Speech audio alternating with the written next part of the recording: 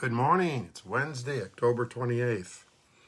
Hey, for those of you that have been praying for Leslie, great news. Her tumor that she had tested came back benign, which is like incredible news for her. I'm so happy for her.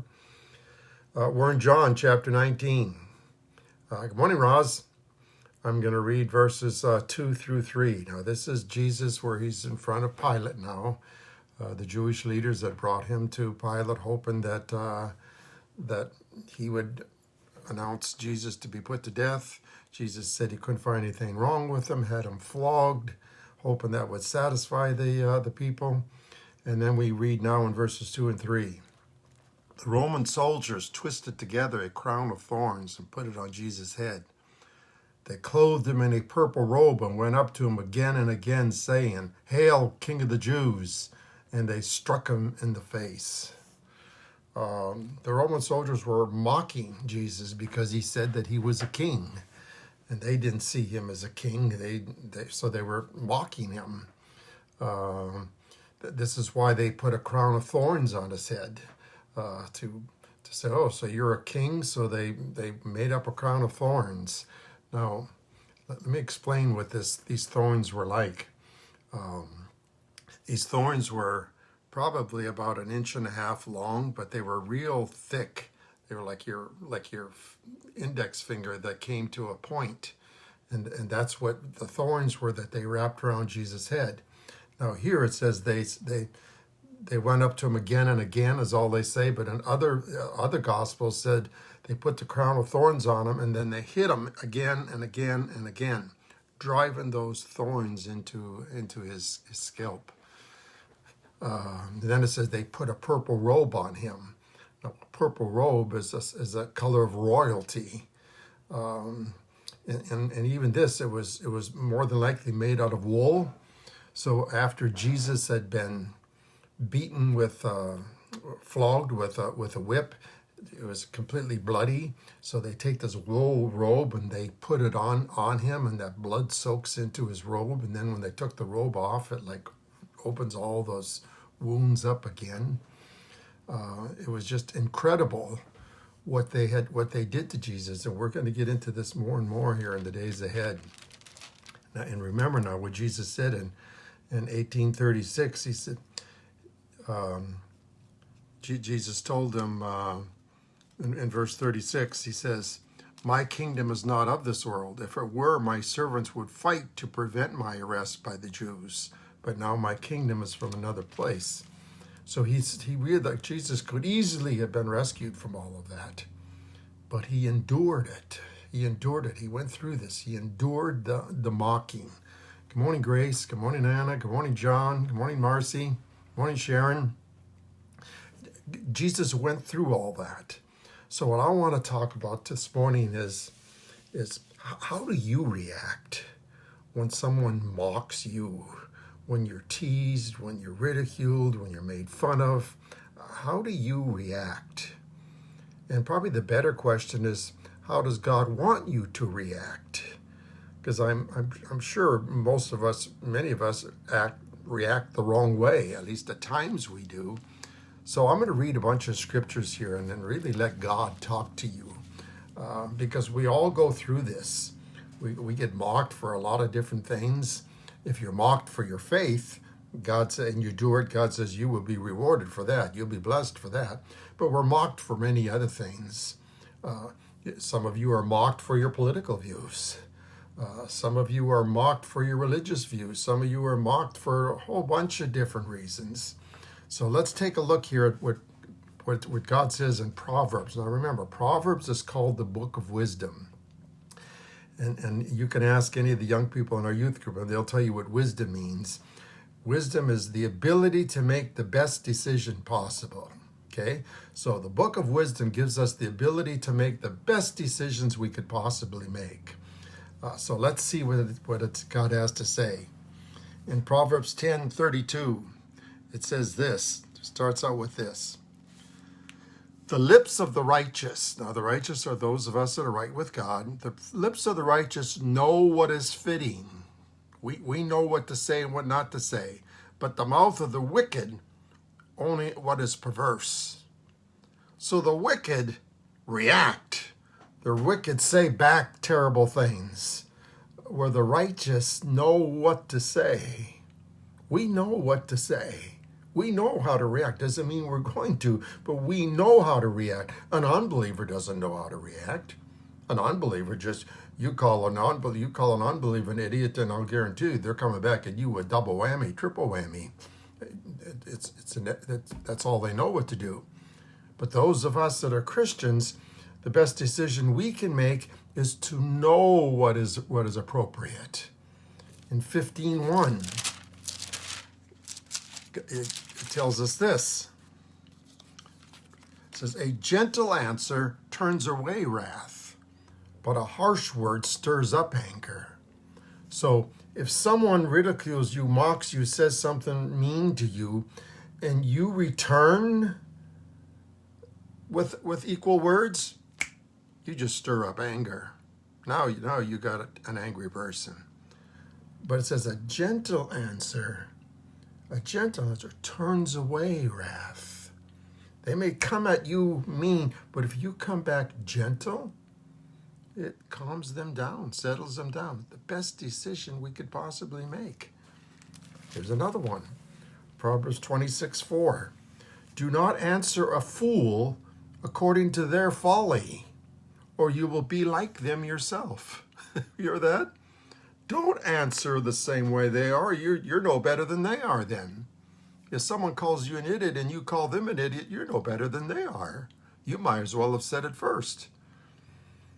Proverbs 29:11 tells us this.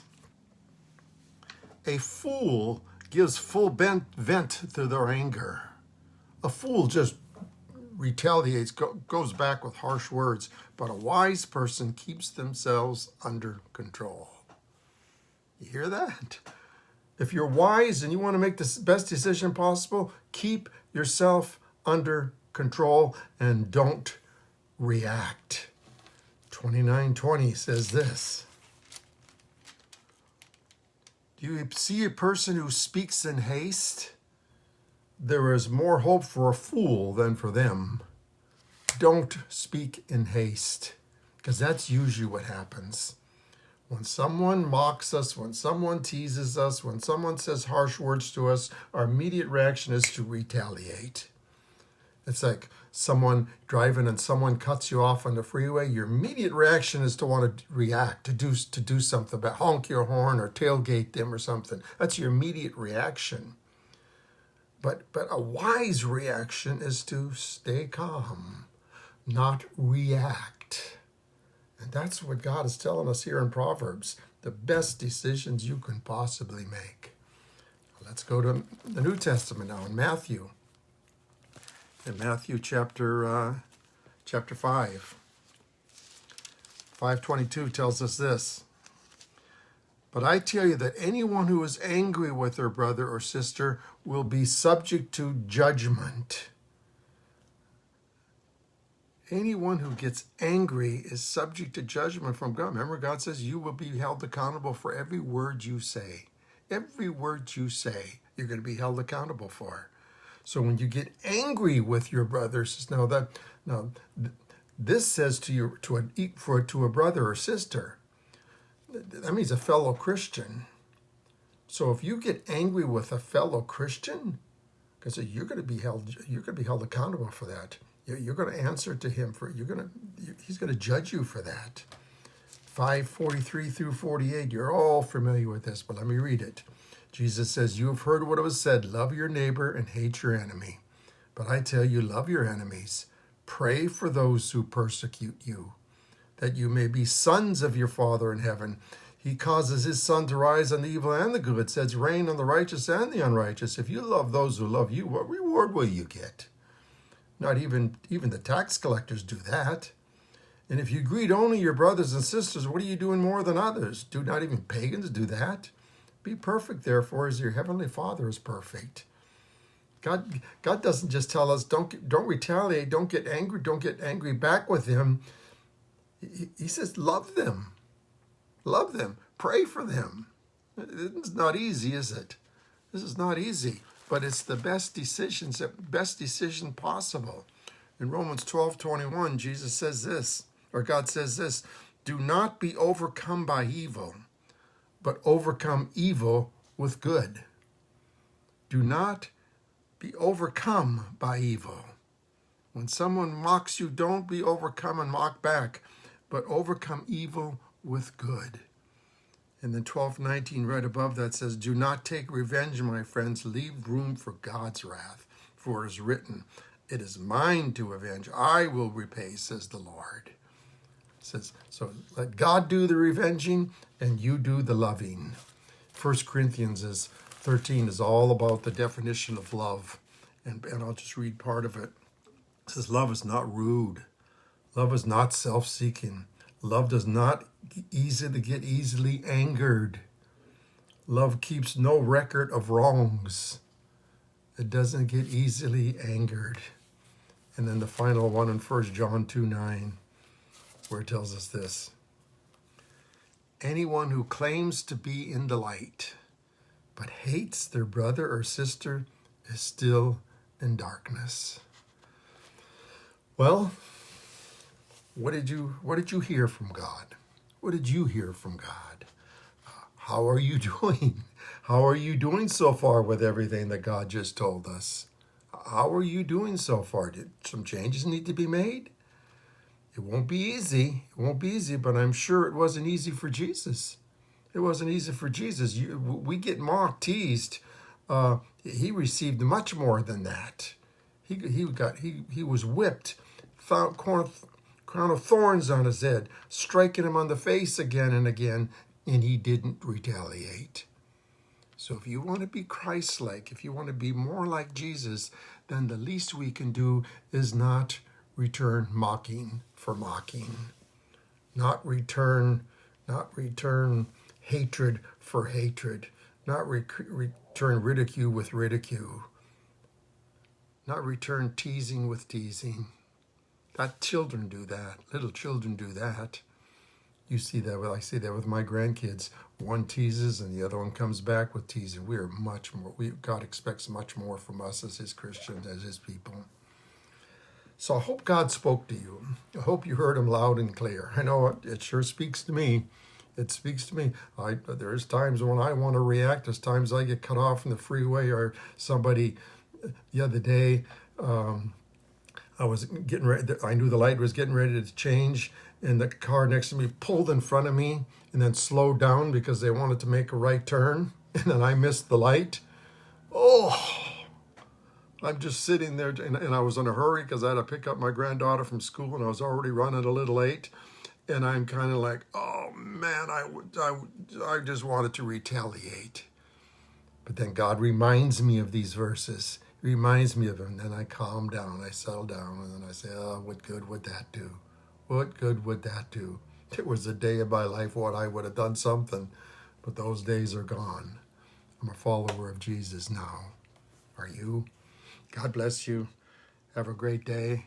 I'll see you tomorrow morning again at 8 o'clock. God bless you all.